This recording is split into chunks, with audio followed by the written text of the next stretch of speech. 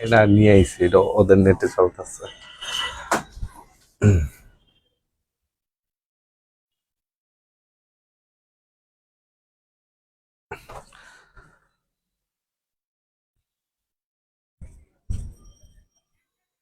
Live তো চলতেছে না। বিসমিল্লাহির রহমানির রহিম। আজকে একটি স্পেশাল সাধারণ জ্ঞানের ক্লাস নিয়ে চলে আসলাম সেফ একাডেমির পক্ষ থেকে, এবং এটি হতে যাচ্ছে সেফ একাডেমিতে আমার প্রথম ক্লাস। তো আমরা আজকে যেটা করব একটু খেয়াল করে দেখো, আমি টপিকটা কি লিখেছি। টপিকটা লিখেছি হচ্ছে অনলি এমসিকিউ। টাইটেলটা দিয়েছে হচ্ছে অনলি এমসিকিউ। অর্থাৎ আজকে আমরা অত ডিটেলসে যাব না, আমরা শুধু কিছু এমসিকিউ পড়ে পড়ে কিছু তথ্য যেগুলো বিশ্ববিদ্যালয় ভর্তি পরীক্ষা খুব গুরুত্বপূর্ণ আসার মতো সেগুলো দেখব, এবং যেটা কিনা তোমরা যারা ইন্টারমিডিয়েট সামনে দিবে তোমাদেরও খুব কাজে লাগবে সিভিক্সের জায়গা থেকে। তো আমাদের টপিকটা আজকে রেখেছি হচ্ছে ফার্স্ট ওয়ার্ল্ড ওয়ার। তাহলে আমরা প্রথম বিশ্বযুদ্ধ সম্পর্কে 1 ঘন্টায় কিছু এমসিকিউ দিয়ে কিছু তথ্য জানার চেষ্টা করব। তবে ভাইয়া একটা বিষয় হচ্ছে, এই 1 ঘন্টা এমসিকিউ দিয়ে জানতে গিয়ে আমরা কিন্তু পরিপূর্ণভাবে প্রথম বিশ্বযুদ্ধ পড়তে পারবো না। দেখা যাবে হয়তো অর্ধেকের মতো হবে, বাকি অর্ধেক রয়ে যাবে। কোনো সমস্যা নাই, তোমরা যারা আমাদের সাথে থাকবে অর্থাৎ সেফের সাথে থাকবে, তোমাদের এই পড়া নিয়ে কোনো টেনশন নাই। তোমাদের টেনশন চলে গেল এই যে ব্যক্তিগুলি চেহারা দেখতেছ 6 জন মানুষ, তাদের কাছে। কারণ সেফ হচ্ছে যারা মানবিক এবং বিভাগ পরিবর্তনের জন্য সামনে 2024 ব্যাচ চেষ্টা করবে, তোমাদের জন্য একটা সেফ জোন হবে এই সেফ। কারণটা কি? কারণ হচ্ছে খেয়াল করে দেখো, এইখানে যে মানুষগুলিকে দেখতে পাচ্ছ প্রত্যেকের নিচে তাদের অভিজ্ঞতা দেয়া আছে। তোমাকে যারা পড়াবে তাদের যদি নিজেদেরই অভিজ্ঞতা না থাকে, পড়ো পড়ো পড়ো এটা সবাই বলতে পারে, এটা পাশের বাড়ির আন্টিও বলতে পারে, কিন্তু পড়ো না, এটা আসে না, এটা কম পড়ো, এটা থেকে বেশি প্রশ্ন হয়, এটা আগে শেষ করো, এটা থেকে প্রশ্ন হয় না, এটা সময় পাইলে পড়ো, না পাইলে না পড়ো, এই কথাটা বলতে গেলে কিন্তু একটু কি লাগে, একটু অভিজ্ঞতা লাগে। তাহলে আমরা একটু একটু চেহারাগুলি দেখি, ঠিক আছে? আচ্ছা, আমরা দেখতে পাচ্ছি এইখানে আছেন বাপ্পি স্যার, যিনি কিনা আইসিটি শিক্ষক, যার পড়ানোর অভিজ্ঞতা হচ্ছে 10 বছর। তাহলে মানবিক এবং বিভাগ পরিবর্তনের জন্য একটু আইসিটি প্রিপারেশনটা লাগে ঢাকা বিশ্ববিদ্যালয় বা অন্যান্য বিশ্ববিদ্যালয়ের জন্য, তার জন্য আমাদের সাথে থাকবে বাপ্পি স্যার। সাধারণ জ্ঞানের জন্য একজন সুদর্শন পুরুষ আছেন আমাদের এখানে, তিনি হচ্ছেন ফাহিম স্যার। তিনি আজকে 8 বছর ধরে সাধারণ জ্ঞান পড়াচ্ছেন। ফাহিম স্যারের পাশাপাশি আমি 16 বছর ধরে সাধারণ জ্ঞান পড়াচ্ছি। আমার 16 বছরের অভিজ্ঞতায় তোমাদেরকে প্রস্তুত করাবো। আমি আছি হচ্ছে জুবায়ের স্যার, বাংলার জন্য বাংলার কিং টিচার, ধ্রুব বইটির রাইটার, টেক্কা অন্বেষণ বইয়ের রাইটার। শাওন স্যার থাকবে বাংলার জন্য তোমাদের সাথে। ইংরেজির জন্য অত্যন্ত অভিজ্ঞ, 14 বছরের অভিজ্ঞ শাওন স্যারের অভিজ্ঞতা 14 বছর, অত্যন্ত অভিজ্ঞ তুষার স্যার থাকবে। আহমেদ স্যার থাকবে ইংরেজির জন্য, সাথে তার অভিজ্ঞতা হচ্ছে 13 বছর। তাহলে এই মানুষগুলি যদি তোমার প্রিপারেশন নেওয়ার সহযোগিতা করে, তাহলে তোমার প্রিপারেশনটা কেমন হবে একবার ভাবো তো। সো আমাদের আপাতত 2টা ব্যাচ রানিং চলছে। একটা হচ্ছে যারা 24-এ পরীক্ষা দিবে তাদের জন্য, অর্থাৎ প্রি অ্যাডমিশন ব্যাচ। এই ব্যাচে 4টা ধাপে তোমাদেরকে শেষ পর্যন্ত প্রস্তুত করানো হবে। তো এখন ক্লাস চলছে, তোমার এইচএসসির সাথে সামঞ্জস্য রেখে এখন ক্লাস চলছে। এরপরে হচ্ছে তোমাদেরকে আমরা দ্বিতীয় ধাপে হচ্ছে টেস্ট পেপার, মানে যত কোশ্চেন ব্যাংক আছে, যত বিশ্ববিদ্যালয়ে যত প্রশ্ন হয়েছে এগুলো সলভ করাবো। তৃতীয় ধাপে ঢাকা বিশ্ববিদ্যালয় ভর্তির জন্য তোমার ফুল সিলেবাস যেটা, এটা শেষ করাবো। চতুর্থ ধাপে অন্যান্য বিশ্ববিদ্যালয়, রাবি, জবি, চবি, তারপর জাহাঙ্গীরনগর বিশ্ববিদ্যালয়, তারপর হচ্ছে গুচ্ছ, এইটার জন্য প্রস্তুত নেওয়া হবে। এই মানুষগুলি থাকবে, 283টা ক্লাস পাবে, 280টা এক্সাম পাবে, যেটা অনলাইন প্ল্যাটফর্মে সর্বোচ্চ। এই মানুষগুলি থাকবে। এই মানুষগুলির সাথে তোমরা যারা সেকেন্ড টাইমার, তোমাদের জন্য আমাদের ব্যাচ আছে। সেকেন্ড টাইমার যারা অন্যান্য ঢাকা বিশ্ববিদ্যালয় বাদে অন্যান্য বিশ্ববিদ্যালয়ের জন্য প্রিপারেশন নিচ্ছ, তোমরা আমাদের সেফের সাথে থাকতে পারো, দ্রুত আমাদের কোর্সে এনরোল হও। আর যারা প্রি অ্যাডমিশন নিতে চাও 24 ব্যাচ, যাদের স্বপ্ন ঢাকা বিশ্ববিদ্যালয় বা একটা পাবলিক বিশ্ববিদ্যালয়, তারাও থাকতে পারো আমাদের সাথে। তাহলে কথা না বাড়াই আমরা চলে যাই প্রথম বিশ্বযুদ্ধে, ঠিক আছে? এই মুহূর্তে আমাদের সাথে 75 জন আছো। আমি সবার স্বতঃস্ফূর্ত অংশগ্রহণ চাইবো, ঠিক আছে? খেয়াল করে দেখো, প্রশ্ন আমরা একদম বলেছিলাম বেসিক থেকে পড়বো, ঠিক আছে? একদম বেসিক থেকে পড়বো।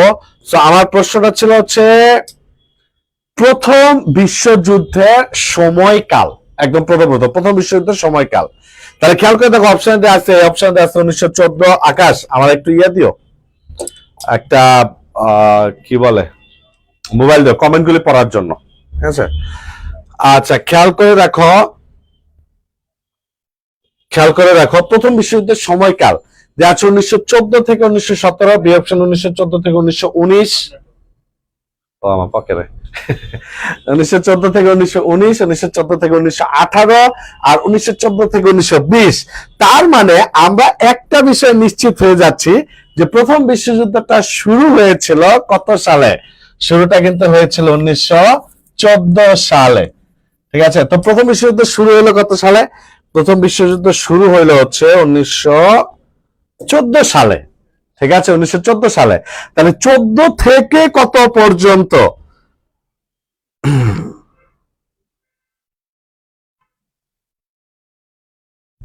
14 থেকে কত পর্যন্ত আমার তো আসতেছে না।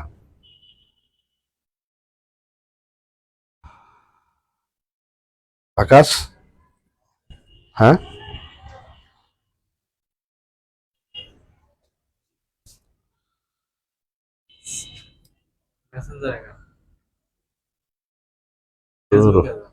ফেসবুকে ছিলাম।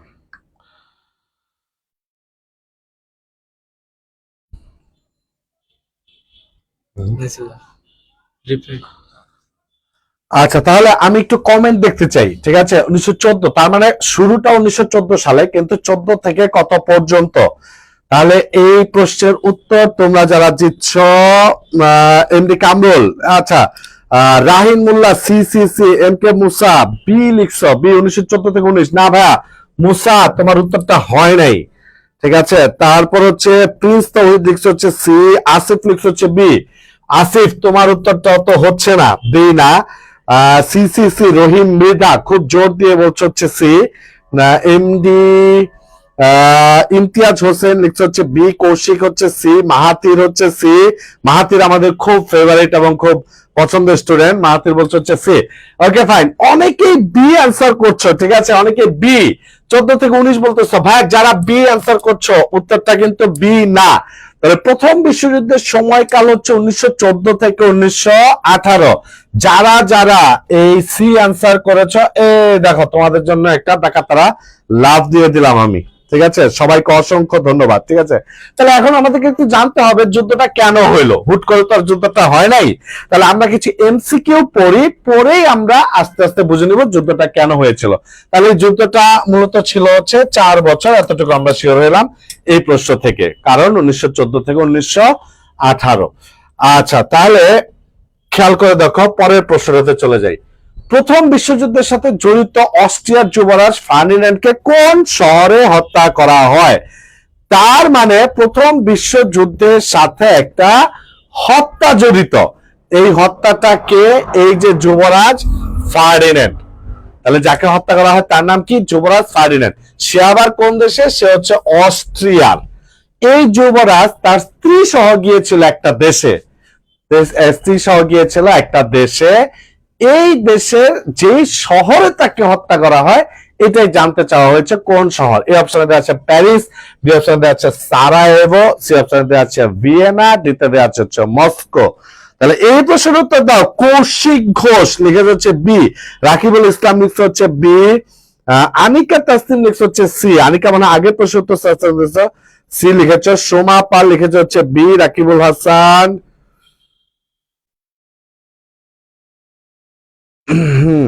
রাকিবুল হাসান, এমডি ঋতু লেখেছে হচ্ছে বি, রহিম মৃদা লিখছে বি, ইকরাল সারায়েভো, দুষ্ট বালক লিখেছে বি, শামিউল ইসলাম লিখেছে হচ্ছে বি, সার্বিয়ারা করছিল। আচ্ছা ভাইয়া এইখানে একটা কথা আছে, ঠিক আছে? একটা কথা আছে, কথাটা হচ্ছে যে এই হত্যাকাণ্ডের জন্য অস্ট্রিয়ার যুবরাজকে হত্যা করা হয়েছে। তো তো ওই অস্ট্রিয়া দায়ী করে কাকে? অস্ট্রিয়া দায়ী করে সার্বিয়াকে, ঠিক আছে?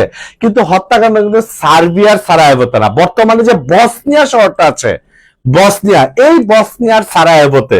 তাহলে হত্যাটা কিন্তু সার্বিয়াতে না, হত্যাটা হচ্ছে বসনিয়া, বসনিয়া, সারায়েভো এটা কোথায়? সারায়েভোটা হচ্ছে বসনিয়া। তাহলে যারা যারা অ্যান্সার করেছো বি, যারা যারা অ্যান্সার করেছো বি, তোমাদের সবাইকে অসংখ্য ধন্যবাদ, অসংখ্য। বিপ্লব বিশ্বাস বি অ্যান্সার করেছো, ইউসুফ হোসেন বি অ্যান্সার করেছো, মাসুদ রানা বি অ্যান্সার করেছো, অনেক সাহা বি অ্যান্সার করেছো।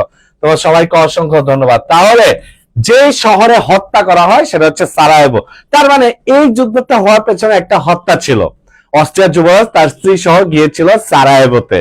এই সারায়েভোতে যাওয়ার পর অস্ট্রিয়ার যুবরাজকে সার্বিয়ার কিছু গুপ্ত ঘাতকেরা, ব্ল্যাক হ্যান্ড নামে কিছু গুপ্ত একটা সংস্থা ছিল, গুপ্ত সংস্থা, তার একজন সদস্য গ্যাব্রিলে প্রিন্সিপে সে হত্যা করে হচ্ছে এই অস্ট্রিয়ার যুবরাজ এবং যুবরাজের স্ত্রীকে। এই হত্যা করার প্রেক্ষিতে কি হয় এটা হচ্ছে আমরা পরের প্রশ্নে যদি চলে যাই তাহলে জানতে পারবো এই হত্যা করার প্রেক্ষিতে কি হয়।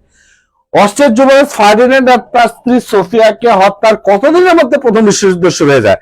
এই হত্যার প্রেক্ষিতে দুইটা গ্রুপ হয়ে যায়, একদল অস্ট্রিয়ার পক্ষে, আরেক দল চলে যায় হচ্ছে এই যে যাকে মানে যেই সার্বিয়াকে দায়ী করা হচ্ছে সার্বিয়ার পক্ষে। ফলে দুইটা পক্ষ হয়ে যায়, অক্ষশক্তি এবং মিত্র শক্তি, তার যুদ্ধ লেগে যায়। তাহলে এই হত্যার প্রেক্ষিতে কত দিনের মধ্যে যুদ্ধটা শুরু হয়? এই অপশনে দেওয়া আছে হচ্ছে 7 দিন, ডি অপশনে দেওয়া আছে 21 দিন, সি অপশনে দেওয়া আছে হচ্ছে 1 মাস, ডি অপশনে দেওয়া আছে হচ্ছে 2 মাস। খুব দ্রুত যারা যারা আছো তোমরা একটু দ্রুত অ্যান্সার করো, দ্রুত অ্যান্সার করো। আসসালামু আলাইকুম ভাই, অনেকদিন পর আপনার ক্লাসে। হ্যাঁ ফ্রান্সি, তারপরে কৌশিক ঘোষ লিখেছে তিনের উত্তর হচ্ছে সি, ইমতিয়াজ হোসেন লিখেছে হচ্ছে সি, অর্পিতা কুন্ডু পর্ণা লিখেছে হচ্ছে সি। হ্যাঁ আচ্ছা সি। আচ্ছা শোনো, এই ক্লাসটা যারা সবচেয়ে বেশি শেয়ার করবা তোমাদের জন্য, তোমাদের 3 জনকে জুবাইর জিকে বইটা গিফট দেওয়া হবে। আর এই ক্লাসটা শেয়ার করলে তার স্ক্রিনশটটা যদি তুমি, স্ক্রিনশট কোথায় পাঠাবে? আমাদের সেফের পেজে পাঠাও। আমাদের স্ক্রিনশটটা যদি আমাদের সেফের ইনবক্সে পাঠাও তাহলে তোমাকে এই ক্লাসের পিডিএফটা দিয়ে দেওয়া হবে। একটু শেয়ার করতে হবে, শেয়ার করে স্ক্রিনশটটা পাঠাইলেই পিডিএফটা দিয়ে দেওয়া হবে। মুসা লিখেছে হচ্ছে সি, অনেক শাহ লিখেছে হচ্ছে সি, মাহাতি লিখেছে হচ্ছে সি, সামিউল ইসলাম লিখেছে সি, বিপ্লব বিশ্বাস সি, মুসা লিখেছে স্যার 21। আচ্ছা 20 আর কি বুঝাইছো একটু ব্যাখ্যা করে বলো। আচ্ছা তোমাদেরকে আমি একটু দেখাই বিষয়টা কি ছিল। অস্ট্রিয়ার যুবরাজ এবং তার স্ত্রীকে হত্যার পরে যেটা হয়, তাহলে দেশটা কি? অস্ট্রিয়া, যেই দেশের যুবরাজকে হত্যা করা হয়। অস্ট্রিয়া এই হত্যার জন্য যাকে দায়ী করে, ঠিক আছে, যাকে দায়ী করে সেটা হচ্ছে সার্বিয়া। হত্যাটা কিন্তু সার্বিয়াতে হয় না, বসনিয়া সারায়েভোতে হয়। কিন্তু ওই বসনিয়াতে সার্বিয়ার গুপ্ত ঘাতকেরা হত্যা করে, তাই অস্ট্রিয়া কাকে দায়ী করে? সার্বিয়াকে।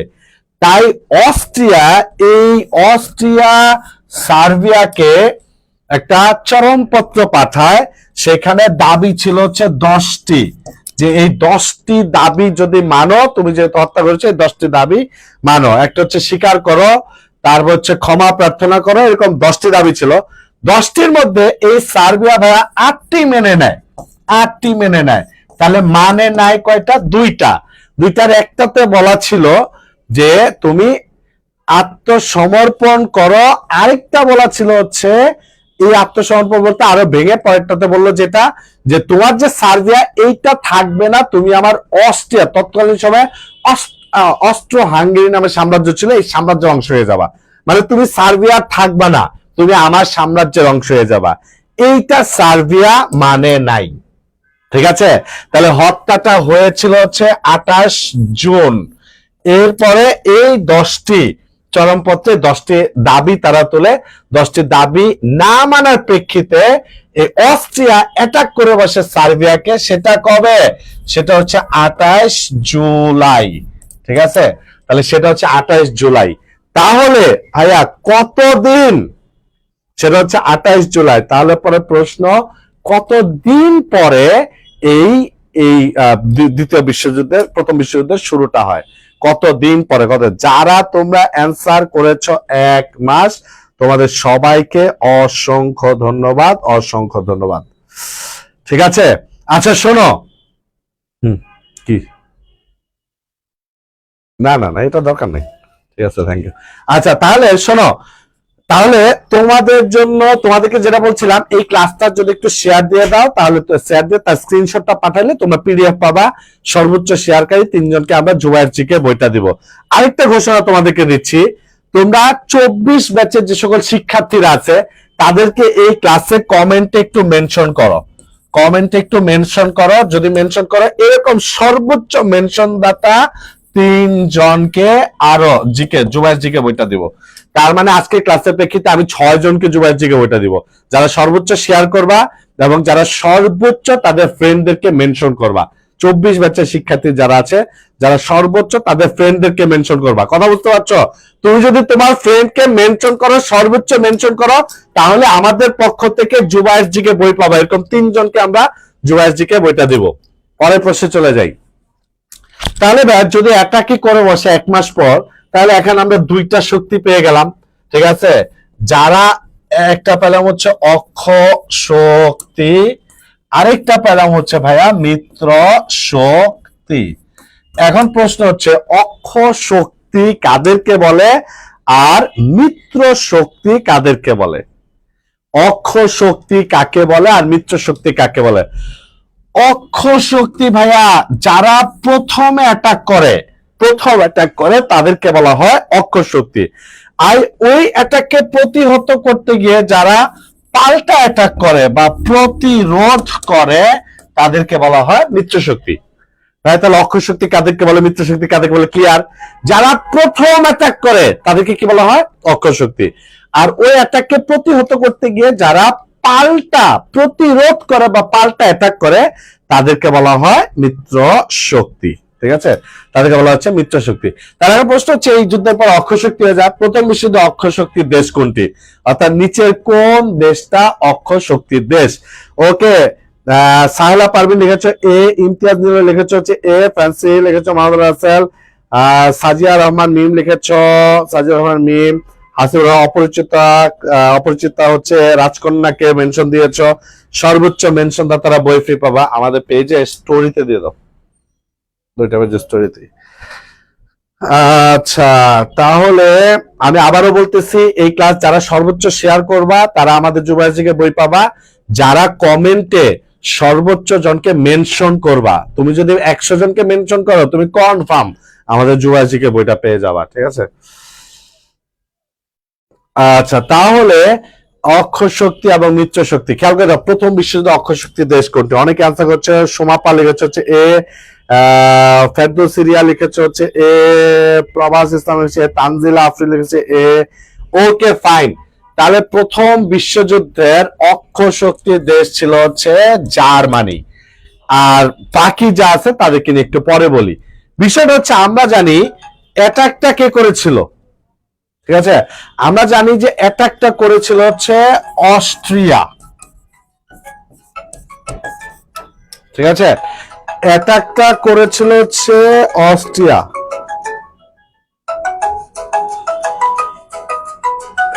ইয়া তো হচ্ছে হোয়াটসঅ্যাপে। আচ্ছা, অ্যাটাকটা করেছিল হচ্ছে অস্ট্রিয়া। তা আমরা জানি অস্ট্রিয়ার সাথে একটা দেশের খুব ভালো মিল পিরিত আছে। এই যেমন 2টা দেশের ভাষাই হচ্ছে একই, ভাষার কারণে তাদের সংস্কৃতিও একই। এটা কে বলতো? অস্ট্রিয়ার সাথে মিল আছে কার? অস্ট্রিয়া। একটা প্রশ্ন হয়, জার্মানি ছাড়াও জার্মান ভাষায় কথা বলে কোন রাষ্ট্র? এই প্রশ্নের উত্তর দাও। জার্মানি ছাড়াও জার্মান ভাষায় কথা বলে কোন রাষ্ট্র? আমি দেখতে পাচ্ছি প্রমা প্রচুর মেনশন করতেছে, তো প্রমা তো হচ্ছে ইয়ে পেয়ে যেতে পারো, আমাদের বই পেয়ে যেতে পারো। স্যার আমি করতেছি, আমার জুবায়ের জিকে নতুন এডিশন বইটা দরকার। এম কে মুসা, ওকে সর্বোচ্চ মেনশন করো, সর্বোচ্চ মেনশন যে 3 জন করবে তারাই তো বই পাবো। তো আমি দেখতেছি প্রমা, এম কে মুসা 2 জন খুব মেনশন করতেছো। Okay fine. আচ্ছা তাহলে অস্ট্রিয়ার সাথে সবচেয়ে বেশি মিল বা পিরিত ছিল কার? সেটা হচ্ছে জার্মানির। কারণ ওই যে প্রশ্ন যেটা করেছিলাম, অনেকে উত্তর করেছে অস্ট্রিয়া। অস্ট্রিয়া এবং জার্মানি 2টারই ভাষা এক, এবং ভাষা এক হওয়ার ফলে 2টারই সংস্কৃতি এক। ভাষা এবং সংস্কৃতি এক 2টারই, যার ফলে অস্ট্রিয়া অ্যাটাক করার প্রেক্ষিতে তার সাথে যে যুক্ত হয় তার নাম হচ্ছে জার্মানি। তাহলে অস্ট্রিয়া এবং জার্মানি এরা অক্ষ শক্তিতে ছিল। তাহলে ভাই আমি যদি একটু প্রধান প্রধান অক্ষ শক্তির দেশগুলি দেখি তাহলে কি কি হবে? প্রধান প্রধান অক্ষ শক্তির দেশ দেখলে একটা হচ্ছে জার্মানি, তারপর হচ্ছে অস্ট্রিয়া, আর তাদের সাথে তখন তুরস্ক। আজকের দিনে তো তুরস্ক বা তৎকালীন সময় ছিল অটোমান সাম্রাজ্য।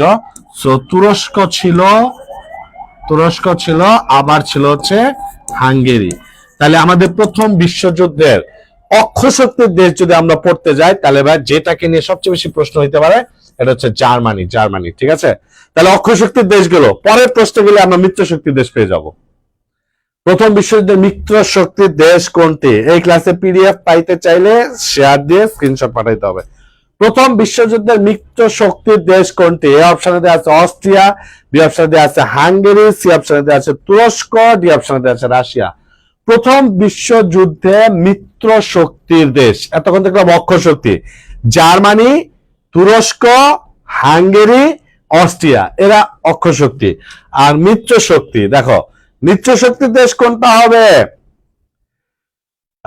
সাহেলা পারভিন লিখছে হচ্ছে ডি, ফ্রান্সি লিখছে হচ্ছে রাশিয়া, হাবিবুর রহমান লিখছে হচ্ছে পাঁচে হচ্ছে ডি, আহাল লিখছে হচ্ছে রাশিয়া, কৌশিক ঘোষ লিখছে হচ্ছে ডি, মুসা মেনশন করছে আলামিনকে, অর্পিতা কুণ্ড পর্ণা লিখছে হচ্ছে ডি, অপরিচিত আয়ুব খান রাজ।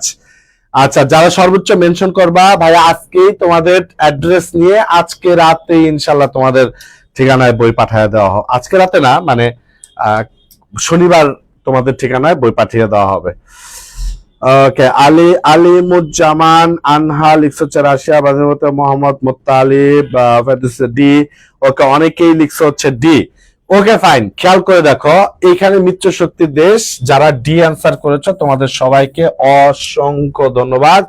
তোমাদের জন্য একটি লাভ যারা ডি অ্যান্সার করেছো। তাহলে অক্ষ শক্তির দেশ দেখলাম, এবার দেখো মিত্র শক্তির দেশগুলি যদি দেখি, ইউএসএ, ইউকে, রাশিয়া, রাশিয়া, তারপর হচ্ছে France. USA, UK, Russia, France. ভাইয়া এই চারটা নাম মনে রাখো, ইউএসএ, ইউকে, রাশিয়া, ফ্রান্স। এই চারটা নামই ভাইয়া প্রথম বিশ্বযুদ্ধ এবং দ্বিতীয় বিশ্বযুদ্ধ, প্রথম বিশ্বযুদ্ধ দ্বিতীয় বিশ্বযুদ্ধ দুইটা যুদ্ধেরই মিত্র শক্তির দেশ এই চারটা। প্রথম বিশ্বযুদ্ধ এবং দ্বিতীয় বিশ্বযুদ্ধ দুইটারই মিত্র শক্তির দেশ হচ্ছে এই চারটা। ঠিক আছে, ওকে, তাহলে মিত্র শক্তির দেশ সেখানে পেলাম হচ্ছে আমরা রাশিয়া। পরের প্রশ্নে চলে যাই। প্রথম বিশ্বযুদ্ধের সময় যুক্তরাষ্ট্রের প্রেসিডেন্ট কে ছিলেন? তাহলে আমরা মিত্র শক্তির দেশ খুঁজতে গিয়ে ইউএসএ, ইউকে, রাশিয়া, ফ্রান্স পাইছিলাম। ঠিক আছে, তাহলে এখানে যুক্তরাষ্ট্র যেহেতু, ঠিক আছে, আমাদের এখানে মিত্র শক্তির অন্যতম প্রধান দেশ, তাহলে ওই যুক্তরাষ্ট্রের প্রেসিডেন্ট কে ছিল? এই অপশনে দেখা যাচ্ছে রুজভেল্ট, বি অপশনে দেখা যাচ্ছে উড্রো উইলসন, সি অপশনে দেখা যাচ্ছে হ্যারিস কে ট্রুমান আর কি, ডি অপশনে দেখা যাচ্ছে জর্জ ক্লেমেন্ট শো। এইটার উত্তর দেখি তোমরা কি করো।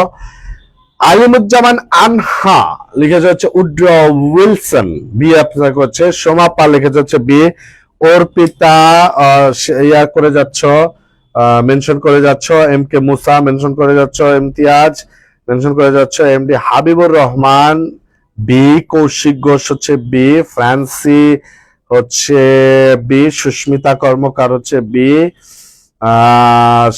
কি সাহারা সুন্না জুয়াসজি কে দেন। এই দুনিয়াতে কি চাইলেই পাওয়া যায়? তুমি বলছি না, হয় সর্বোচ্চ শেয়ার দাও অথবা মেনশন দাও প্রচুর, ইনশাল্লাহ পেয়ে যাবা। এম কে মুসা লিখছ হচ্ছে সি, সারা সুন্না লিখছ হচ্ছে বি, এন কে নাদিক লিখছ হচ্ছে নাজমো, শেয়ার দিয়েছ। আচ্ছা, তাহলে প্রথম বিশ্বযুদ্ধে যুক্তরাষ্ট্রের প্রেসিডেন্ট ছিলেন কে? কে অনেকে বি লিখছ। আচ্ছা ভাই, রুজভেল্ট তো ছিল, তাই না? রুজভেল্ট মার্কিন প্রেসিডেন্ট, ঠিক আছে, রুজভেল্ট মার্কিন প্রেসিডেন্ট, কিন্তু প্রথম বিশ্বযুদ্ধের সময় তো রুজভেল্ট না। তাহলে উড্রো উইলসন যিনি মার্কিন প্রেসিডেন্ট ছিলেন, যিনি হচ্ছেন মার্কিন 28তম প্রেসিডেন্ট, এই উড্রো উইলসন কিন্তু এই যুক্তরাষ্ট্রের প্রেসিডেন্ট ছিল। প্রথম বিশ্বযুদ্ধের সময় যুক্তরাষ্ট্রের প্রেসিডেন্ট ছিল উড্রো উইলসন। আচ্ছা, উড্রো উইলসন। ওকে, তাহলে প্রথম বিশ্বযুদ্ধের সময় যুক্তরাষ্ট্রের প্রেসিডেন্ট ছিল হচ্ছে উড্রো উইলসন। Thank you. যারা যারা অ্যান্সার করেছো উড্রো উইলসন, তোমাদের সবাইকে অসংখ্য ধন্যবাদ। তাহলে না, এই যে আমরা একটু আগে পড়লাম ইউএসএ, ইউকে, রাশিয়া, আবার ফ্রান্স, এদের সবার সম্পর্কেই তাহলে কারা কারা দায়িত্বে বা নেতৃত্বে ছিল জানতে হবে।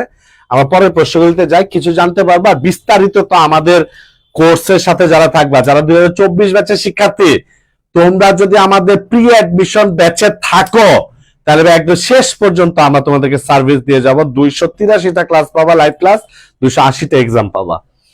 আর যারা সেকেন্ড টাইমার আছো, যারা সেকেন্ড টাইমার অন্য কোনো বিশ্ববিদ্যালয়ে ভর্তি হতে চাচ্ছ ঢাকা বিশ্ববিদ্যালয় বাদে, তারাও আমাদের কোর্সের সাথে থাকো, সেফের সাথে থাকো, ইনশাআল্লাহ অনেক ক্লাস পাবা, অনেক সার্ভিস পাবা। আচ্ছা, চলে যাই প্রথম বিশ্বযুদ্ধ, জার্মানি। আচ্ছা, এইটার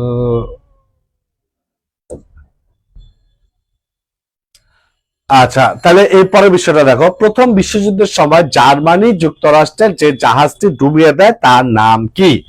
আচ্ছা, আমরা জানি জার্মানি হচ্ছে অক্ষয় শক্তি, তাই না? একটু আগে দেখলাম আমরা। যুক্তরাষ্ট্র হচ্ছে মিত্র শক্তি।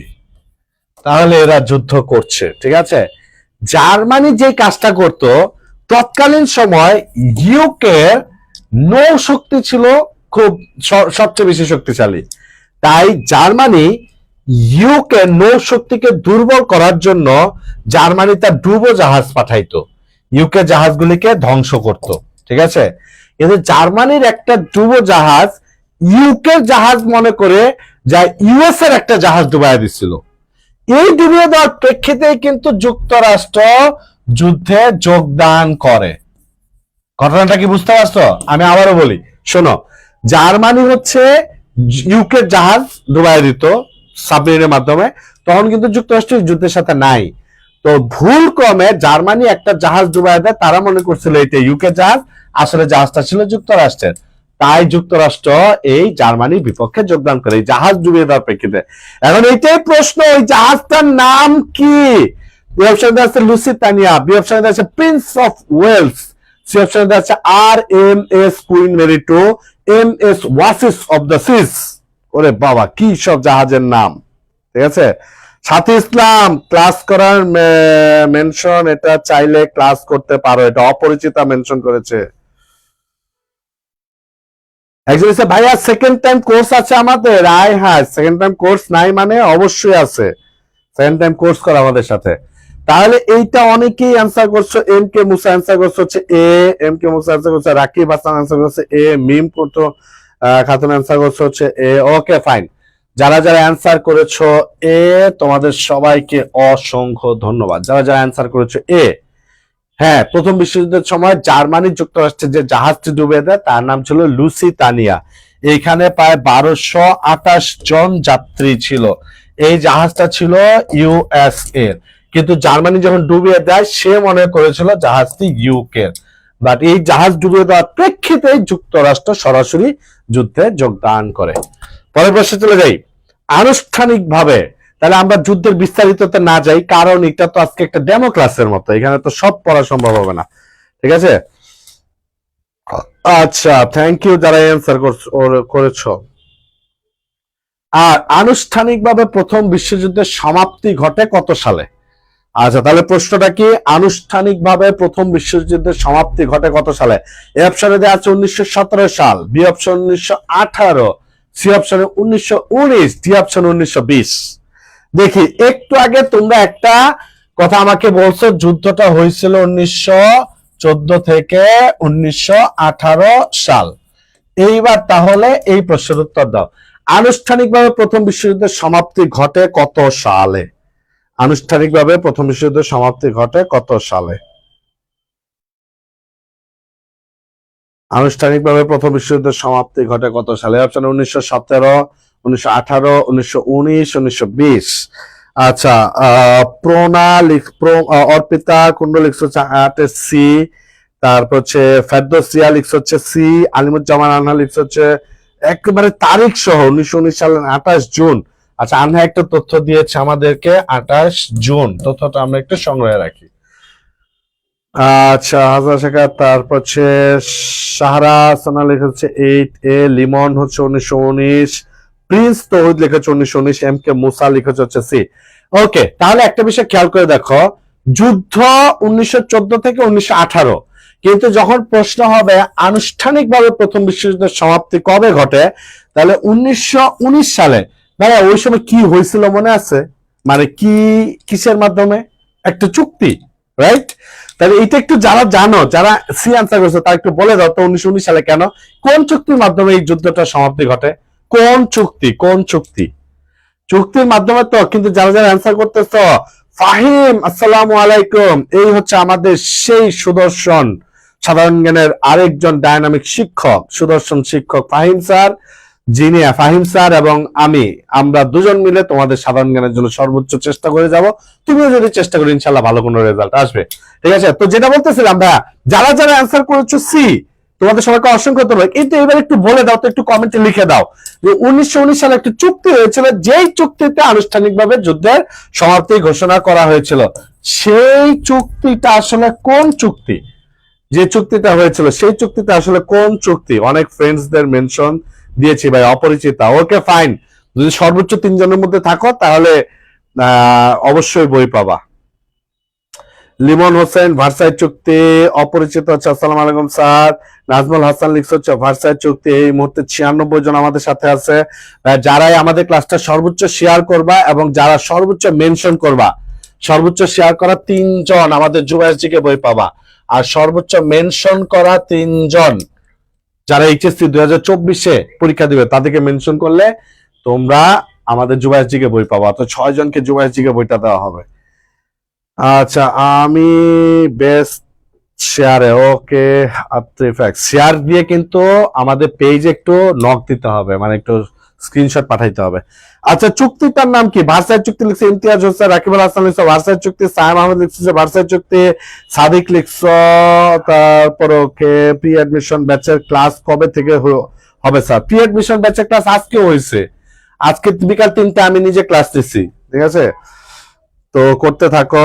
তাহলে এইখানে যে চুক্তিটা ছিল ভাইয়া, এই চুক্তিটাকে কি চুক্তি আমরা বলছি? ভার্সাই চুক্তি। এই চুক্তিটা কবে হয়েছিল? 1919 সালের 28 জুন। ঠিক আছে, যার ফলে প্রথম বিশ্বযুদ্ধের যে সমাপ্তি, আনুষ্ঠানিকভাবে সমাপ্তি, এইটা কবে হয় ভাইয়া? এটা 1919 সালের 28 জুন। পরের প্রশ্নে চলে যাই। আনুষ্ঠানিকভাবে প্রথম বিশ্বযুদ্ধের সমাপ্তি কোন চুক্তির মাধ্যমে? হায় হায়, এই প্রশ্নের উত্তর তো অলরেডি হয়ে গেছে। আচ্ছা, এটা নিয়ে অলরেডি আমাদের কথা হয়ে গেছে।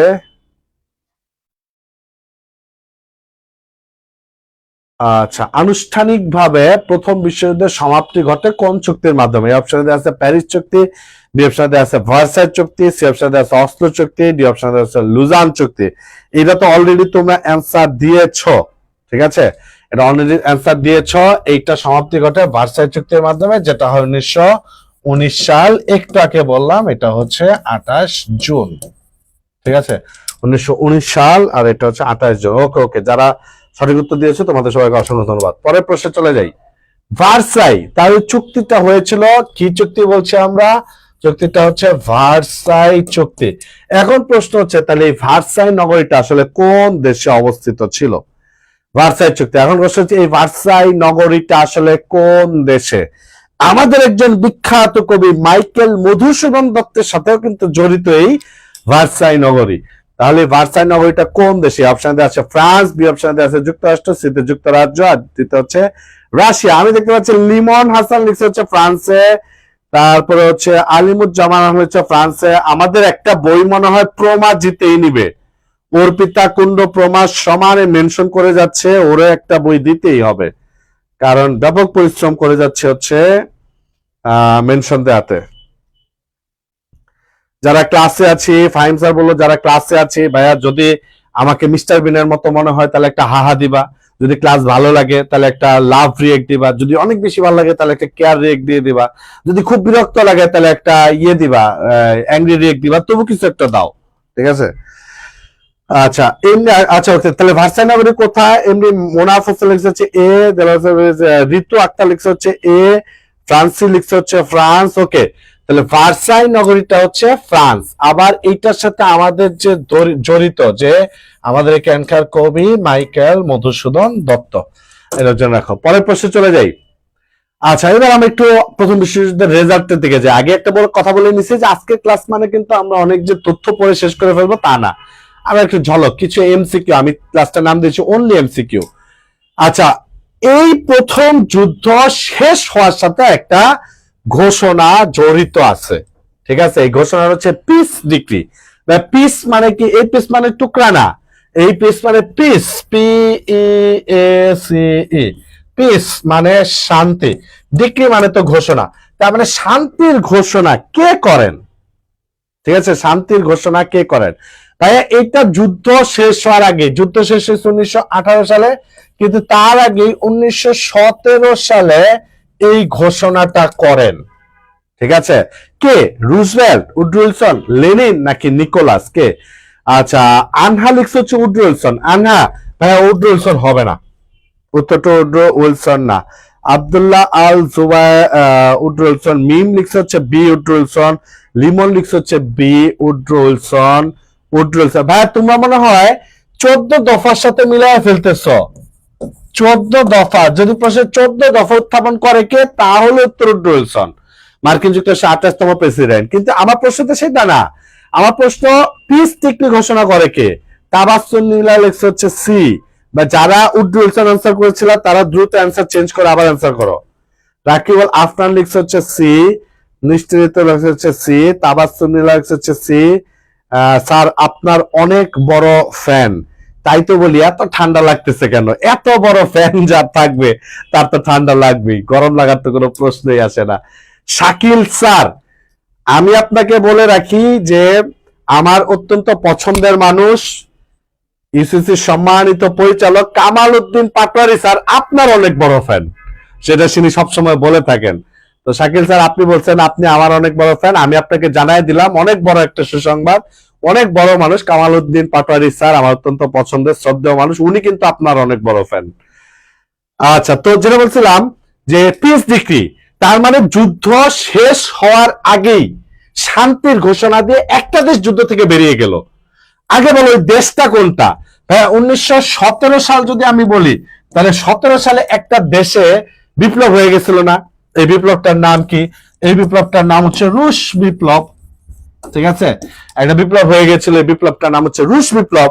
তাহলে 17 সালে যদি রুশ বিপ্লব হয়, সেখানে লেনিন চলে আসে, লেনিন।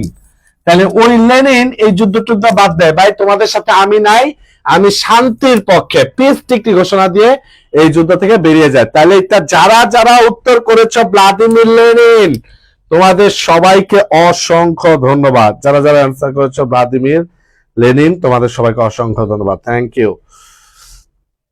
অপরিচিতা ইয়া দিয়ে যাচ্ছ, ফ্যান্সি লেনিন, নীলকুমার, অর্পিতা সমানে, অর্পিতা আমার মনে হয় তুমি ক্লাস করা বাদ দিয়ে সমানে শুধু মেনশনই করতেছো, ক্লাসও একটু করো। আচ্ছা, পরের প্রশ্নে চলে যাই। ওরে বাবা, বেলফোর ঘোষণা করা হয় কত সালে? ঠিক আছে, আচ্ছা আমি এই প্রশ্নটার উত্তরের আগে, এই প্রশ্নটার তোমরা উত্তর দেওয়ার আগে আমি তোমাদেরকে আরেকটা প্রশ্ন করি, ঠিক আছে? আচ্ছা আচ্ছা, এটার উত্তর আগে দাও, ওইটা পরে করি আমি। বেলফোর ঘোষণা করা হয় কত সালে? আচ্ছা, খেয়াল করে দেখো, আজকের দিনে অত্যন্ত আলোচিত একটা দেশের নাম হচ্ছে ইসরায়েল, রাইট? যেটাকে আমি বলি খুদার আজরাইল। এই যে আজরাইল রাষ্ট্রটা, ঠিক আছে, এই আজরাইল রাষ্ট্রটা যে প্রতিষ্ঠিত হইল, এইটা একটা যুদ্ধের সাথে জড়িত। তাহলে আজরাইল রাষ্ট্রটা যদি 1948 সালে প্রতিষ্ঠিত হয়, তাহলে দ্বিতীয় বিশ্বযুদ্ধ শেষ হয় 1945 সালে। ঠিক আছে, এখন তাহলে যদি তোমার প্রশ্ন হয় আজরাইল রাষ্ট্র প্রতিষ্ঠার সাথে কোন যুদ্ধ জড়িত, তাহলে উত্তর কি হবে? প্রথম বিশ্বযুদ্ধ না দ্বিতীয় বিশ্বযুদ্ধ? আগে আমার এই প্রশ্নের উত্তর দাও। আর যদি প্রশ্ন হয় আজরাইল রাষ্ট্র প্রতিষ্ঠার সাথে কোন যুদ্ধ জড়িত, তাহলে প্রথম বিশ্বযুদ্ধ হবে নাকি দ্বিতীয় বিশ্বযুদ্ধ? আজরাইল রাষ্ট্র প্রতিষ্ঠার সাথে কোন যুদ্ধ জড়িত, প্রথম বিশ্বযুদ্ধ নাকি দ্বিতীয় বিশ্বযুদ্ধ? অর্তি ফেক্স একটা কমেন্ট করেছো, east to west safe is the best. Okay, thank you Arti, তোমাকে অসংখ্য ধন্যবাদ। আমরা মাত্র শুরু করেছি, এখনই তুমি আমাদের এরকম মানে বিগ ফ্যান হওয়ার জন্য, তাই তো বলি এত ঠান্ডা লাগে কেন, এত একটা ফ্যান আছে তাই। তাহলে কথাটা বুঝো, বিষয়টা হচ্ছে এই যে অনেকে আনসার করছে দ্বিতীয় বিশ্বযুদ্ধ, আনহা লিখছে দ্বিতীয় বিশ্বযুদ্ধ, মুসা লিখছে হচ্ছে দ্বিতীয় বিশ্বযুদ্ধ, রাকিব হাসান লিখছে প্রথম, সালেহা পারভিন লিখছে দ্বিতীয় বিশ্বযুদ্ধ, সেফের জন্য একটা লাভ রিয়েক্ট চাই, ফাহিম ভাইয়া বলছে ফাহিম ভাইয়ের জন্য লাভ রিয়েক্ট চাই, ফাহিম ভাইয়াকে লাভ রিয়েক্ট দিয়ে দাও। তাহলে একটা প্রশ্ন খেয়াল করে দেখো, আমি তোমাদেরকে প্রশ্ন কি করলাম যে আজরাইল রাষ্ট্র এটা প্রতিষ্ঠিত হইল 1948 সালে, আর দ্বিতীয় বিশ্বযুদ্ধ শেষ হলো 1945 সালে। এখন যদি প্রশ্ন হয় এই আজরাইল রাষ্ট্র প্রতিষ্ঠার সাথে একটা যুদ্ধ জড়িত, তাহলে কোন যুদ্ধ? উত্তর কি হবে? উত্তর কি হবে? এই যে লিমন হোসেন লিখছে দ্বিতীয় বিশ্বযুদ্ধ, তারপরে ফ্যান্সি লিখছে হচ্ছে জুবাইর ভাইয়া বেস্ট, থ্যাংক ইউ। অর্পিতা লিখছে হচ্ছে সেকেন্ড মানে দ্বিতীয় বিশ্বযুদ্ধ, মনে হচ্ছে দ্বিতীয় বিশ্বযুদ্ধ। জান পাখিকে মেনশন করছো সাদিক। নীলা লিখছো দ্বিতীয় বিশ্বযুদ্ধ। হ্যাঁ রে, এইটাই তোমাদের কাছ থেকে উত্তরটা যাচ্ছিলাম, যেন তোমরা দ্বিতীয় বিশ্বযুদ্ধে অ্যান্সার করো। না, দ্বিতীয় বিশ্বযুদ্ধ উত্তর না। ইসরায়েল রাষ্ট্র প্রতিষ্ঠার সাথে দ্বিতীয় বিশ্বযুদ্ধ জড়িত না। ইসরায়েল রাষ্ট্র প্রতিষ্ঠার সাথে যদি যুদ্ধের কথা বলতে হয় তাহলে সেটা হবে প্রথম বিশ্বযুদ্ধ, কারণ এটা অন্য একটা ক্লাসে ডিটেলসে বলবো কিভাবে ইসরায়েল হয়। শুধু বলি, এই যুদ্ধ শেষ হওয়ার পর একটা ঘোষণা করা হয়, ঘোষণাটা হচ্ছে বেলফোর ঘোষণা। এই বেলফোর ঘোষণাটা কি? এই যুদ্ধে ইউকে কে একজন ইহুদি বিপুল পরিমাণ অর্থ এবং অস্ত্র দিয়ে সাহায্য করে, তাই ইউকে ওই ইহুদিকে সম্মানিত করতে চায়, পুরস্কৃত করতে চায়। বলে কি চাও? তখন বলছিল আমাদের তো নিজস্ব জায়গা নাই, আমরা এক এক সময় এক এক জায়গায় ঘুরে ফিরে চলি, তা আমাদের জন্য একটা রাষ্ট্র দাও। তখন এই ইউকে বলল ওকে ঠিক আছে, তোমরা চলে যাও উগান্ডাতে। এইটা কিন্তু ভাইয়া ফাইজলামি না, এটা বাস্তব ঘটনা। বলেছিল তোমরা চলে যাও উগান্ডায়, উগান্ডাতে তোমাদেরকে রাষ্ট্র দিলাম। তখন তারা বললো যে না, উগান্ডাতে না, আমাদের রাষ্ট্র লাগবে হচ্ছে ওই যে ওয়াজানি নদীর পাশে যেখানে প্যালেস্টাইন, ওইখানে আমাদের রাষ্ট্র লাগবে। বললো আচ্ছা, ওইখানে রাষ্ট্র লাগবে। তো এই জন্য বেলফোর সাহেব একটা চিঠি দিয়েছিল রথ আর্থার চাইল্ডকে, যে ওইখানে একটা রাষ্ট্র করা যায় কিনা। এই যে চিঠিটা দিল, এই চিঠিটাই বেলফোর ঘোষণা। এর প্রেক্ষিতেই 1948 সালে দ্বিতীয় মানে ইসরায়েল রাষ্ট্র প্রতিষ্ঠিত হয়। তাহলে ইসরায়েল রাষ্ট্র প্রতিষ্ঠার সাথে কোন বিশ্বযুদ্ধ জড়িত? ইসরায়েল রাষ্ট্র প্রতিষ্ঠার সাথে ভাইয়া, ইসরায়েল রাষ্ট্র প্রতিষ্ঠার সাথে প্রথম বিশ্বযুদ্ধ জড়িত। এম কে মুসা এটা বললে হাসি পায়, কি কোনটা? আজরাইল বলে হাসি চায়? আচ্ছা, না ভাইয়া, তুমি যে লিখছো ইটস জুবায়ের, এখানেও বানান ভুল আছে, ZUBAER লিখছো, আমি ZUBAIR লিখি, ঠিক আছে। ওকে, তাহলে বেলফোর ঘোষণা গেল। পরের প্রশ্নে চলে যাও। বেলফোর ঘোষণা কোন রাষ্ট্র প্রতিষ্ঠার সাথে জড়িত? এতক্ষণ তো আমি কাহিনী বলেই দিলাম। বেলফোর ঘোষণা কোন রাষ্ট্র প্রতিষ্ঠার সাথে জড়িত? অপশনে আছে ইসরায়েল, ডি অপশনে ফিলিস্তিন, সি অপশনে সিরিয়া, ডি অপশনে হচ্ছে লেবানন। তাহলে বেলফোর ঘোষণার সাথে কোন রাষ্ট্র? ইসরায়েল, ফিলিস্তিন, সিরিয়া, লেবানন। তাহলে এটা তো তোমরা অলরেডি উত্তর দিয়ে দিয়েছো। এরপরও অ্যান্সার আমি দেখতে পাচ্ছি অনেকেই দিচ্ছ, এই অ্যান্সার করছো। যারা অ্যান্সার করছো সবাইকে অসংখ্য ধন্যবাদ। তাহলে বেলফোর ঘোষণা হলো 1917 সালে, আর এই ঘোষণা থেকে ইসরায়েল হলো 1948 সালে। ঠিক আছে, পরের প্রশ্নে চলে যাও। বাবারে বাবা, কি একটা অবস্থা চলতেছে। 14 দফা, ঠিক আছে, 14 দফা ঘোষণা করেন কে? এই যুদ্ধ শেষে আমরা যে কয়েকটা রেজাল্ট পাইলাম, তার মধ্যে একটা রেজাল্ট দেখলাম 14টা দফা দেয়া হইলো, এবং এই 14 দফা থেকেই কিন্তু আমরা জাতিপুঞ্জ পেয়েছি। ঠিক আছে, এই 14 দফা থেকে জাতিপুঞ্জ পেয়েছি। তাহলে এটা প্রশ্ন, 14 দফাটা আসলে ঘোষণা করলো কে? এই অপশনে আছে রুজভেল্ট, বি অপশনে আছে উড্রো উইলসন, ভ্লাদিমির লেনিন, দ্বিতীয় নিকোলাস। আচ্ছা, এখানে সবাই B answer. Saleha Parvin B answer করছো, মিম খাতুন বি অ্যান্সার করছো, রাকিব হাসান বি অ্যান্সার করছো, অর্পিতা প্রণা বি অ্যান্সার করছো, আশিক কর্মকার বি অ্যান্সার করছো। ওকে ফাইন, তার একটু আগে তোমাদেরকে একটা প্রশ্ন করেছিলাম হচ্ছে পিস ডিক্রি, ঠিক আছে? পিস ডিক্রির সময় তোমরা সবাই অ্যান্সার করছিলে উড্রো উইলসন। কেন তোমরা মনে করছিলাম মনে হয় 14 দফার কথা বলা হচ্ছে, ঠিক আছে? ওকে, যারা যারা উড্রো উইলসন অ্যান্সার করেছো, বি অ্যান্সার করেছো, লিমন বি অ্যান্সার করেছো, তোমাদের সবাইকে অসংখ্য ধন্যবাদ, ঠিক আছে? মার্কিন যুক্তরাষ্ট্রের 28তম প্রেসিডেন্ট উড্রো উইলসন, তিনি হচ্ছেন এই 14 দফা উত্থাপন করেন। এইবার আসো 14 দফা, এই যে 14টা দফা তার মধ্যে ভাইয়া প্রথম দফা আর শেষ দফা এই দুইটা গুরুত্বপূর্ণ, ঠিক আছে? দুইটা তোমাকে অবশ্যই অবশ্যই মনে রাখতে হবে। তো প্রশ্ন হচ্ছে প্রথম দফায় কি ছিল? এই অপশনে আছে জাতিপুঞ্জ প্রতিষ্ঠা, বি অপশনে শান্তিপূর্ণ উন্মুক্ত কূটনীতি, সি অপশনে জার্মানি শাস্তি, ডি অপশনে জাতিসংঘ প্রতিষ্ঠা। বলো তো, বলো কি ছিল, কি? ঠিক আছে, আচ্ছা সবাই একটু বলো যে 14 দফা প্রথম দফা কি ছিল। আমি খুব দ্রুত তোমাদের কমেন্ট দেখতে চাই। তোমাদের একটু যারা ক্লাস করছো ভাই একটা রিয়েক্ট দিয়ে দাও না, ল্যাপটপ একটু দিয়ে দাও, সমস্যা কি? লাভ দিতে গেলে তো টাকা পয়সা লাগে না, ঠিক আছে?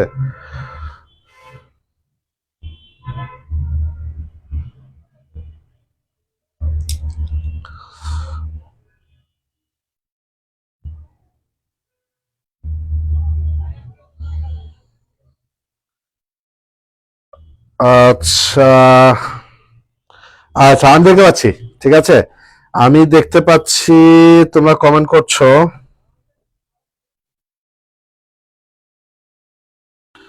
14 দফা প্রথম দফা কি ছিল? বি লিখছ, শান্তিপূর্ণ এ, লিমন হাসান লিখছ হচ্ছে এ, তারপরে রাকিব লিখছ হচ্ছে এ, কিন্তু মুনাফ হোসেন লিখছ হচ্ছে বি। আচ্ছা যারা যারা এ লিখছো, ঠিক আছে ভাইয়া একটু অ্যান্সারটা আবার করো, এ হবে না। যারা যারা এ অ্যান্সার করেছ এ হবে না, তাহলে আবার একটু অ্যান্সার করো, আবার একটু অ্যান্সার করো, আবার একটু অ্যান্সার করো। অপশন হচ্ছে মাহি, সাকিব লিখছে মাহি, সাদিক লিখছে হচ্ছে রাফি, হুমায়রা এ না, এ না, তাহলে আবার একটু, আবার একটু, আবার আবার আবার আমি তোমাদের কমেন্ট গুলো আবার একটু দেখতে যাচ্ছি। আর যারা আসো ক্লাস করতেছে এই মুহূর্তে দেখতে পাচ্ছি 52 জন, তারা একটু ক্লাস ভালো লাগলে একটা রিয়েক্ট দিয়ে ফেলো, একটা লাভ রিয়েক্ট দিয়ে ফেলো। আচ্ছা তো আমি দেখতে পাচ্ছি অর্থ্রি, অর্থ্রি লিখেছ বি অর ডি, অর্থাৎ বি অর ডি। আচ্ছা তোমাকে এতটুকু জানাচ্ছি ডি হচ্ছে না, তাহলে যারা যারা বি, যেমন মুনতাহা ডি অ্যান্সার করছো, না ভাই ডি হবে না। অর্পিতা বি অ্যান্সার করেছ, ফ্রান্সি বি অ্যান্সার করেছ, মুন্নাফ বি অ্যান্সার করেছ, মুন্নাফ হোসেন বি অ্যান্সার করেছ। Okay fine, thank you. যারা যারা বি অ্যান্সার করেছো তোমাদের সবাইকে অসংখ্য ধন্যবাদ। তাহলে আমি একটা কথা বলছিলাম 14 দফার প্রথম দফা কি? 14 দফার প্রথম দফা হচ্ছে শান্তিপূর্ণ এবং উন্মুক্ত কূটনীতি। তোমাদেরকে যদি আমি একটা প্রশ্ন করি, এই 14 দফা যে উড্রো উইলসন দিয়েছেন, কার থেকে তিনি অনুপ্রেরণা পেয়েছিলেন? ঠিক আছে, অনুপ্রেরণা বা কাকে দেখে তিনি উৎসাহিত হয়েছিলেন এটা বলতে পারবা? উড্রো উইলসন তো দিয়েছিল, কিন্তু সে কাকে দেখে এই 14 দফা মানে যে শান্তির কথা বললো, এটা কাকে দেখে বললো, কার থেকে অনুপ্রেরণা নিয়েছিল, এটা কি কেউ বলতে পারবা? এটা কি কেউ বলতে পারবা? বলতে কার থেকে অনুপ্রেরণা? আচ্ছা অর্পিতা একটু চেষ্টা করো না, বলতে পারো কিনা? অর্থি বা যারা খুব অনেক কমেন্ট করতেছ, মুন্নাফ একটু একটু একটু চেষ্টা করো যে উড্রো উইলসন কার থেকে অনুপ্রেরণা নিয়ে বা কার থেকে উৎসাহিত হয়ে এই 14 দফাটা দিয়েছিল। একটু চেষ্টা করো, একটু চেষ্টা করো ভাইরা, কার থেকে অনুপ্রেরণা নিয়ে 14 দফাটা দিয়েছিল? একজন অ্যান্সার করতে পারতেছে না এই পর্যন্ত। আমি চাচ্ছি তোমাদের মধ্যে থেকে কি একজন সঠিক উত্তরটা করুক। অর্পিতা যা মনে আসে পারলে নিজের বয়ফ্রেন্ডের নাম বলে দাও, তবু কিছু একটা বলো। কার থেকে অনুপ্রেরণা নিয়ে 14টা দফা দিয়েছিল? Barack Obama. অর্পিত থ্যাংক ইউ, অসংখ্য ধন্যবাদ। তুমি লিখছো হচ্ছে Barack Obama, sorry Barack Obama. তোমাকে অসংখ্য ধন্যবাদ। তোমার উত্তর হয় নাই, কিন্তু কেউ উত্তর করতেছে না, তুমি যে উত্তর করছো তাই তোমাকে অসংখ্য ধন্যবাদ। বারাক ওবামা না, কেউ বলতে পারলা না। আচ্ছা দেখো, এই যে শান্তির কথা বলা হলো, এর আগে একজন পিস ডিক্রি দিল না? পিস ডিক্রি, তাহলে পিস ডিক্রিটা কে দিয়েছিল ভাইয়া? লেনিন। তাহলে লেনিন তো আগেই শান্তির কথা বললো, তাই আবার তার থেকে অনুপ্রেরণা নিয়ে উৎসাহিত হয়ে এই 14 দফা যিনি দিলেন তিনি হচ্ছেন উড্রুল ইসলাম। তার মানে কার থেকে অনুপ্রেরণা নেওয়া? লেনিনের থেকে অনুপ্রেরণা নেওয়া।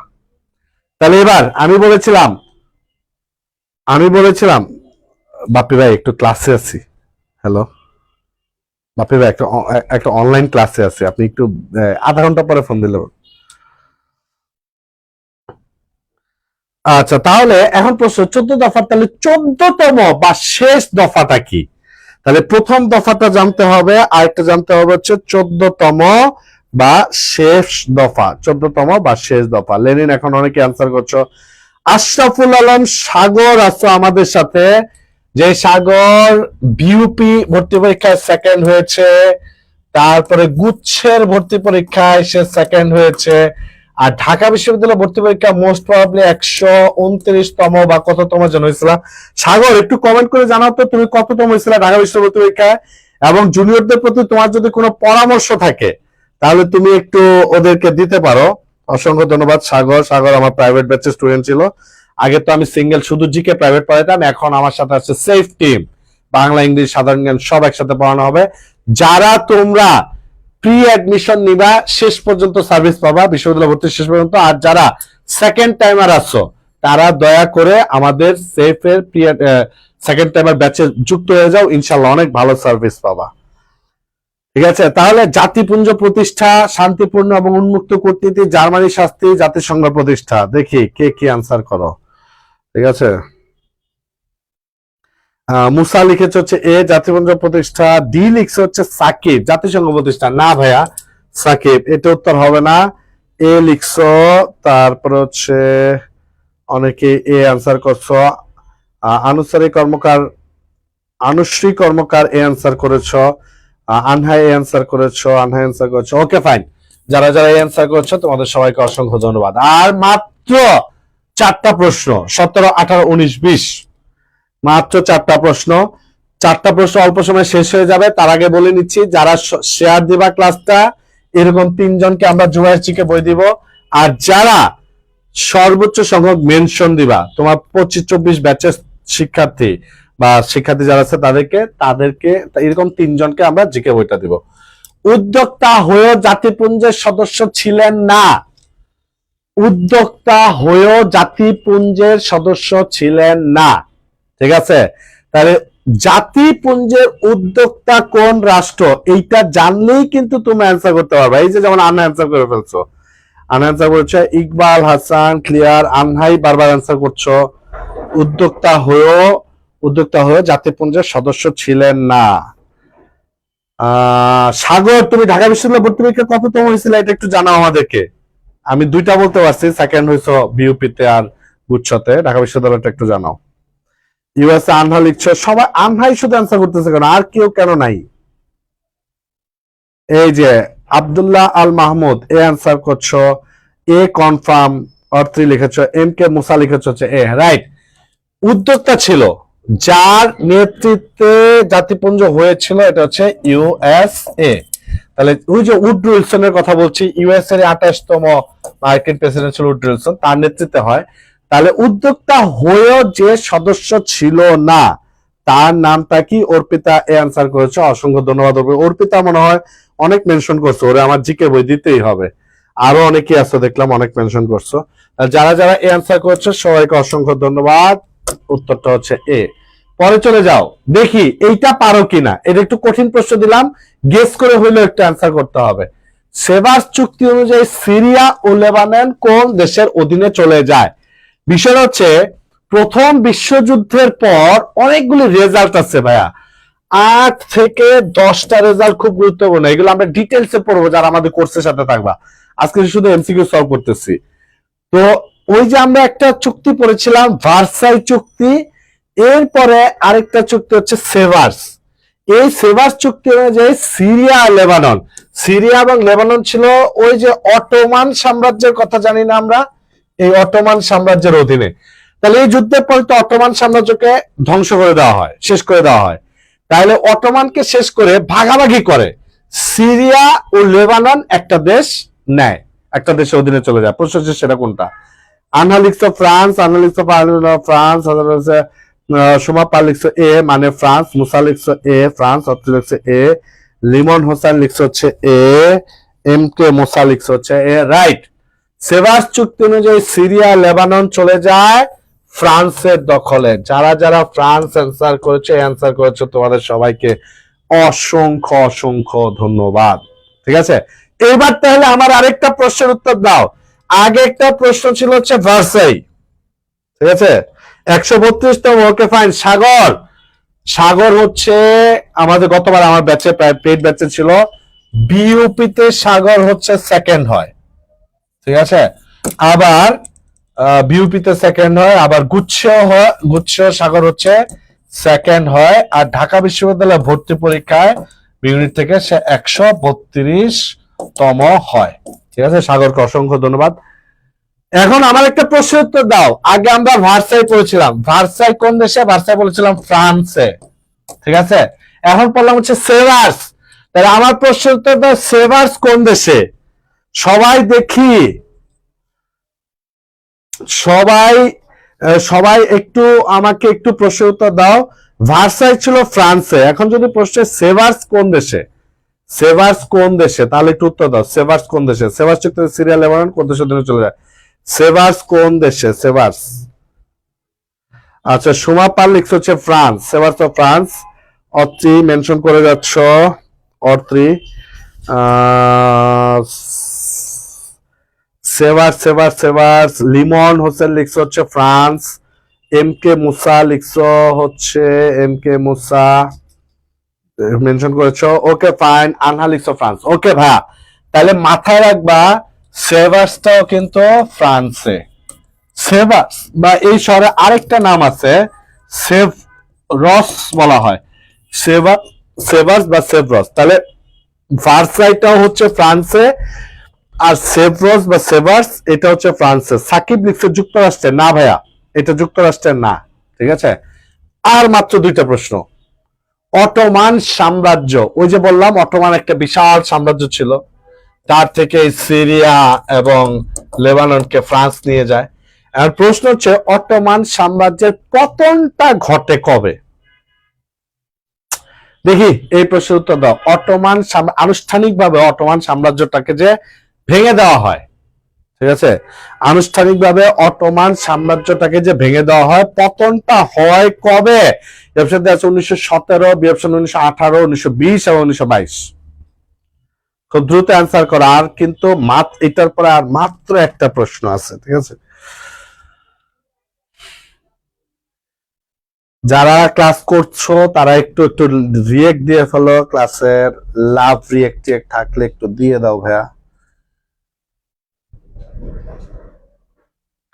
আচ্ছা, এ লিখেছো 1917, আর তুই লিখেছে এ, আর তুই লিখেছে এ। ভাইয়া এ হচ্ছে না, এইবার অন্য কিছু বলো। এ হচ্ছে না। আনিসুর কর্মকার, ও অনুশ্রী কর্মকার লিখেছে হচ্ছে ডি মানে 1922, ওকে। ইকবাল হাসান লিখছো সি, মিম খাতুন লিখছো সি। ভাইয়া সিও হচ্ছে না, ঠিক আছে। তাহলে খুব দ্রুত দ্রুত আনসার করতে থাকো। সাকিব লিখছো হচ্ছে 1920 মানে সি, না ভাইয়া সাকিব না। অর্থ লিখছো হচ্ছে ডি, সোমা পাল লিখছো হচ্ছে সি, সিও না এও না। তাহলে তাহলে ভাইয়া দ্রুত দ্রুত দ্রুত অ্যান্সার করো। সিও না। মোহাম্মদ সোয়াইব লিখছো হচ্ছে 22 মানে 2022 বলতে চাও, আচ্ছা লিখছো হচ্ছে ডি। তাহলে দুইটা থাকলো, একটা হচ্ছে 1918 আর একটা হচ্ছে 1922, ঠিক আছে। সাকিব লিখছো হচ্ছে 1920, সাইমন লিখছো 1922, ওকে ফাইন ভাইয়ারা, ওকে। আনহা লিখছো হচ্ছে 1922, ওকে ওকে অসংখ্য ধন্যবাদ। তাহলে 1917 যারা লিখেছিলেন, না ভাই 17 না, 1920 না। এই যে অটোমান সাম্রাজ্যের পতন ঘটে এটা কবে? এটা হচ্ছে 1922 সালে, ঠিক আছে। অটোমান সাম্রাজ্যের পতন ঘটে হচ্ছে 1922 সালে। 1922 সালে অটোমান একটা বিশাল সাম্রাজ্য ছিল, সাম্রাজ্য ভেঙে সিরিয়া টিরিয়া ভাগটা করোনারা নিয়ে যায়। এর মধ্যে থেকে তুরস্ক নিজেদের স্বাধীনতা ঘোষণা করে, ভাগ করলো, তুরস্ক স্বাধীনতা ঘোষণা করে, পরবর্তীতে আমরা তুরস্ককে পাই, ঠিক আছে। ওকে ফাইন, যারা ডি আনসার করছে সবাইকে অসংখ্য ধন্যবাদ। আচ্ছা শেষ প্রশ্ন, শেষ প্রশ্ন, তাহলে ক্লাস শেষ হয়ে যাবে। তার আগে আবারও বলি, যারা সর্বোচ্চ শেয়ার দিবা, শেয়ার দিয়ে তার স্ক্রিনশটটা আমাদের একটু সেফের পেজে পাঠাইলে আমি তোমাদেরকে পিডিএফ পাঠিয়ে দিব। আর যারা সর্বোচ্চ সংখ্যক মেনশন করবা তাদের তিনজনকে আমি আমার যোগাযোগে বইটা দিব।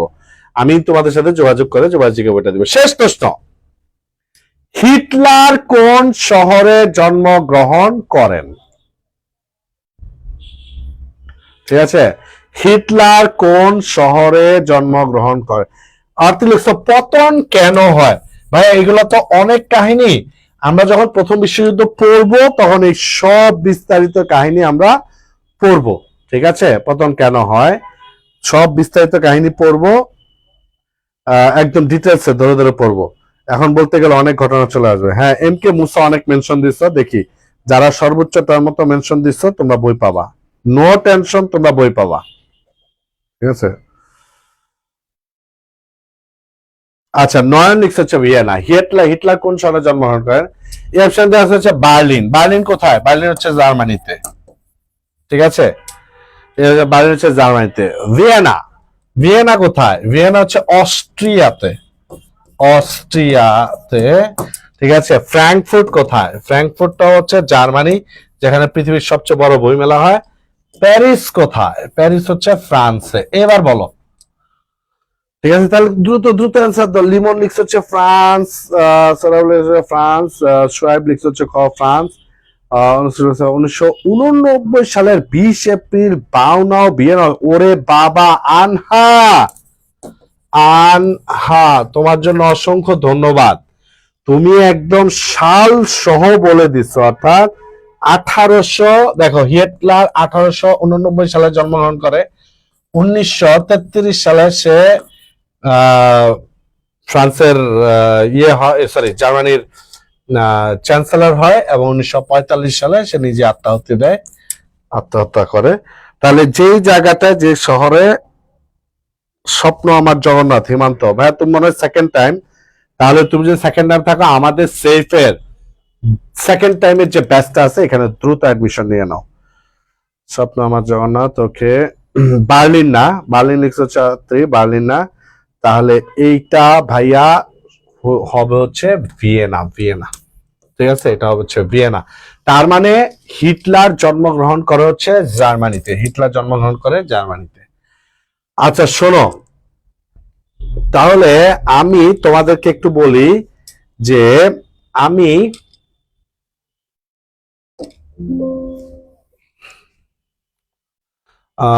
আমি যেটা করব,